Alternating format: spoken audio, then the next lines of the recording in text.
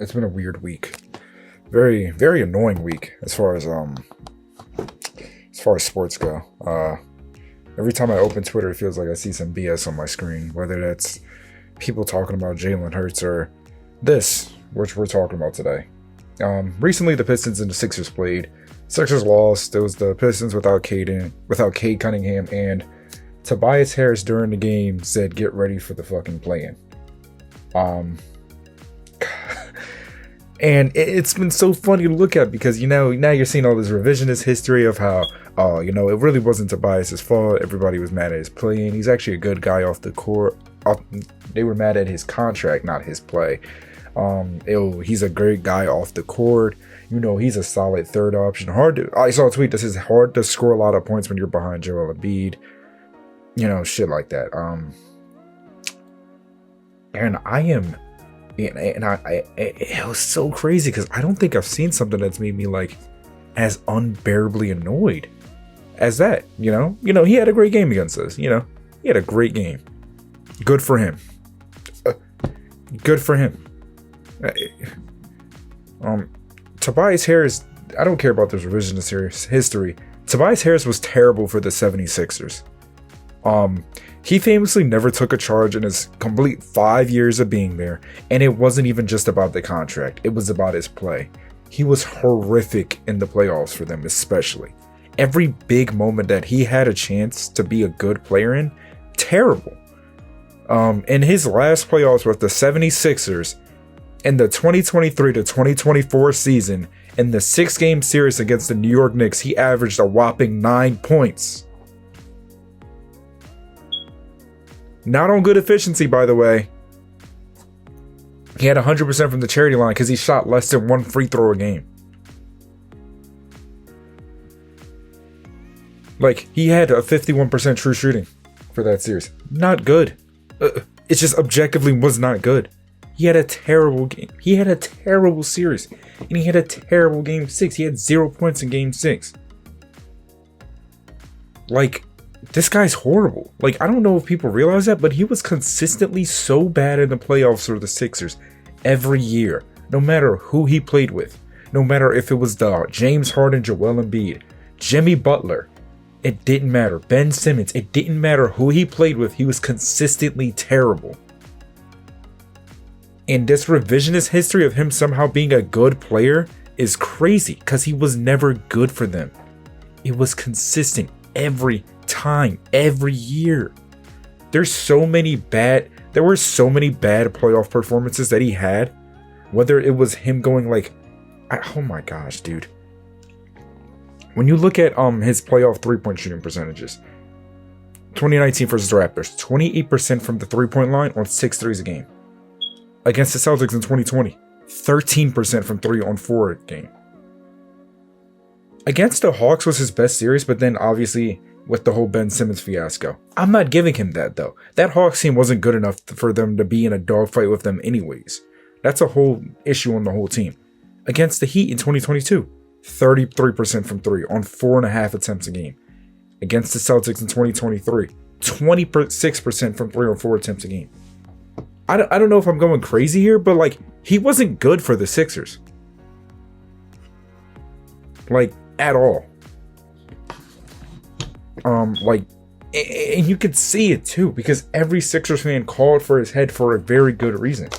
There was so many different games where you could just see, and it wasn't even just that his shooting percentages was bad, he wasn't good for anything. I just made mention to the fact that he drew no charges for the entire year, for the entire time he was there. He wasn't a good hustle player. He wasn't a good enough rebounder. He was an okay rebounder, but he really wasn't that good at it. And as a defender, you'd think, okay, he's a 6'9" wing. Oh yeah, he should be a solid defender at least. No, he wasn't even a good defender.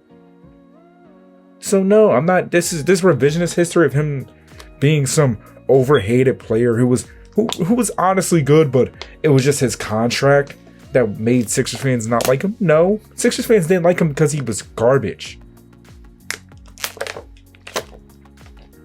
I remember watching those Sixers playoff games too. I'm a Thunder fan, but I do enjoy cheering for the Sixers. I do enjoy watching them, right?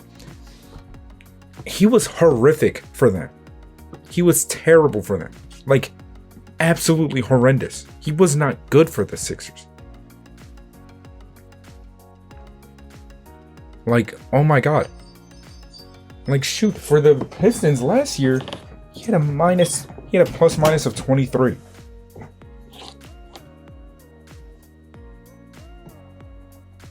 Like, I don't really see what everybody's thing is here. He wasn't good. He's not good.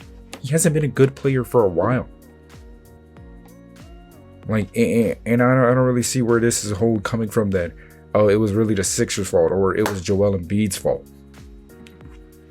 It's nobody's fault except for his.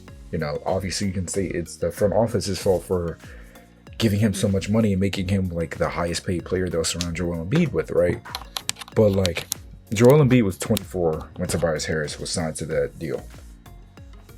The fact that you wasted 5 years of Joel Embiid's prime is just like such an indictment on, yeah, not just Tobias Harris, but the Sixers front office. Like, there's no way you see a player this bad and decide to give him that much money coming off that Raptors series, right? There's no way you'd keep this guy for that long. You know, I know they eventually had to attach picks to get rid of him, but like, still, the fact that it took that long, that you let that contract run out completely before doing that is horrible. And you know, and it's not even just that move. It's obviously you can look at all the other moves, you know, Al Horford signing, you know, not surrounding him with better guards earlier. You know, the whole thing where James Harden, who was honestly his best running mate for how those two work together, not like just completely souring that relationship. Signing Paul George to that much money when he was coming off injuries. He's looking better now, but still, not getting them a good backup center during Joel Embiid's prime. And then how bad they were with just like managing talent, you know? It felt like they were just souring their relationships with any good talent coming through here. Signing Doc Rivers as the coach, like not getting good guard depth. Like it's just horrible to see. The more I look at it, the more it's like, okay, this is less on Tobias Harris and more on the Sixers front office, but I'm still not letting Tobias Harris off the hook. He was still a terrible player for the Sixers, you know, and that's something I'm always going to stand on. It felt like every year there was always like, okay, well, there's better forwards. You know, there'd be a better forward they'd sign off the bench that would be just clearly better than Tobias Harris. You know, even when he was having good regular seasons, it's like you could still see it. You know, even when he had good moments, it was like, excuse me, it's just not enough. And I don't even know, man. It's like, the more I think about like him as a player, it was just like, he very clearly should not have been there, you know. And it oh man. Oh man, he wasn't even a high volume 3-point shooter, which is like my biggest issue. Like, people will point to the efficiency at times, but you're not high volume enough for that efficiency to be something crazy, right? You don't get to the charity line enough to be an effective enough slasher. You're not a good enough playmaker, you know? You're not like somebody that actively takes good shots, you know? I can't tell you how many times, and Sixers fans will tell you this, how many times he would go for like mismatch hunting on smaller guards instead of like just attacking off the advantages he'd get from playing around better players. Like, how many times it'd be, oh, I'm gonna pump fake the open three to try and attack this post mismatch. Why are you doing that? Just take the open three. Like, for a guy that shoots, you know, he said things like, oh, you know, I'm a 6'9" wing who could shoot dang near 40% from three and guard the other team's best player. You sure weren't doing that a lot. You know, you sure weren't taking a lot of those threes that you should have been taking. You were taking a lot of mid-ranges that nobody asked you to take. And, you know, he did have sometimes good defensive show-ups. He would show up defensively pretty good sometimes, but not enough. Not enough for it to be like his thing. So it's just, it's just terrible to see how bad of a player he was. He was just a waste of a contract and a waste to have next to Joel Embiid. And I think it really, really encapsulated itself in that last playoff series against the Knicks. Ending with a donut, ending how that all ended right there. How I think he had one good game. He had one good game. I'll say that. He had one good game against the Knicks. Like, I remember specifically, I think it was like game 5. Let me see if I can pull it up, actually.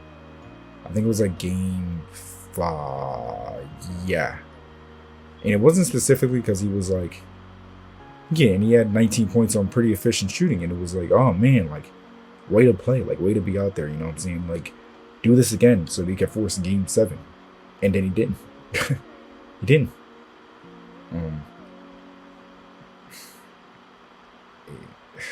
It doesn't help that all the games before it just wasn't good either. You know, he hit 10 points twice, but he went 40% or below shooting from the field in both of those games. In the other games, he had 7 and 8. Then he had his 19 game, and then he went for 0. Like, how do you do that? And they lost by 3, by the way. Like, it's just so, like, aggravating to see, because it's like, man, like, if you're, like, even effective, they push it to a game 7.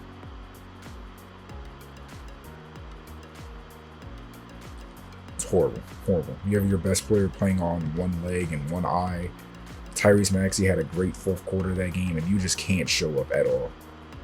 And he just perfectly represents how badly mismanaged the Joel Embiid era of the 76ers has been.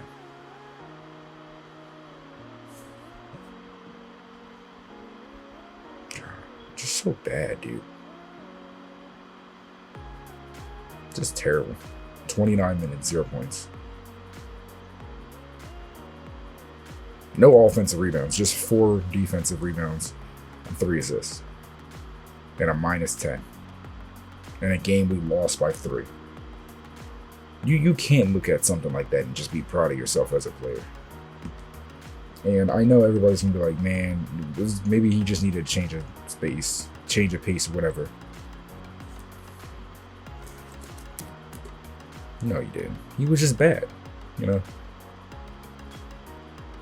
And sure, you could look at his playoffs the next year when he played for the Pistons, right?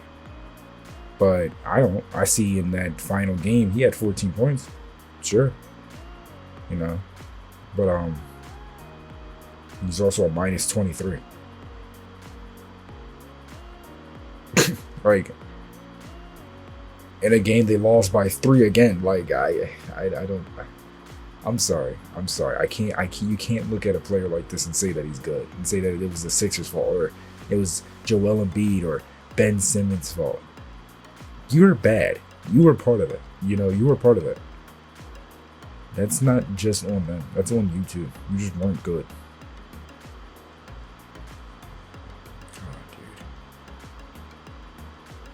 But I think that's enough about him. I'm gonna make a video about the whole Jalen Hurts issue going on right now. Yeah, man. I'll see you guys later. Peace out.